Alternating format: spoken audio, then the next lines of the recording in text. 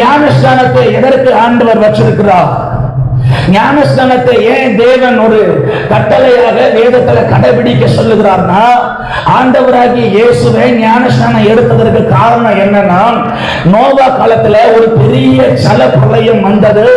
பூமியில் உள்ள எல்லா ஜனங்களையும், உலகத்தில் உள்ள எல்லா மிருக ஜீவன்களையும், மனிதர்களையும் ஜலமானது அழித்து போட்டது. அல்லேலூயா.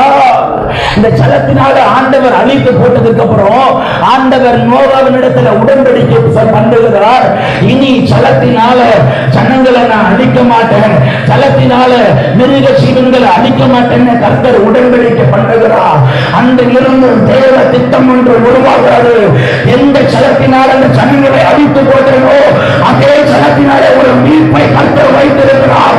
அதுதான் ஞானஸ்நானம். நல்ல கரங்களை தட்டி கர்த்தரை மகிமைப்படுகிறார்.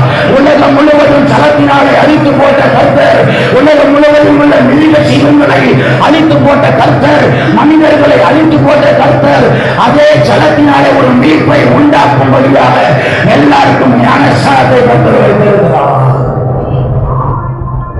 அப்போ வேத வசனம் என்ன சொல்லுதுன்னா, பூமி முழுவதும், உலகம் முழுவதும் எங்கு பார்த்தாலும் பாவம், எங்கு பார்த்தாலும் இச்சை, எங்கு பார்த்தாலும் தேவனுக்கு புரியவில்லாத காரியம்.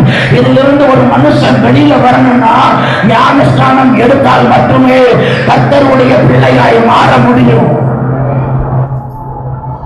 அதனால ஆண்டவர்கிட்ட நம்ம ஒப்பு கொடுக்கணும். ஆண்டவரே, இந்த நாட்கள்ல உங்க பிள்ளைங்க ஞானஸ்நானம் எடுக்கலன்னு ஆண்டவர்கிட்ட ஒப்பு கொடுங்க. உங்க சகோதரி ஞானஸ்நானம் எடுக்கலன்னு ஆண்டவர்கிட்ட ஒப்பு கொடுங்க. நீங்க ஞானஸ்நானம் எடுக்கலன்னு கர்த்தரிடத்துல ஒப்பு கொடுங்க. வசனம் சொல்லுகிறது, காலம் சமீபமாயிற்று.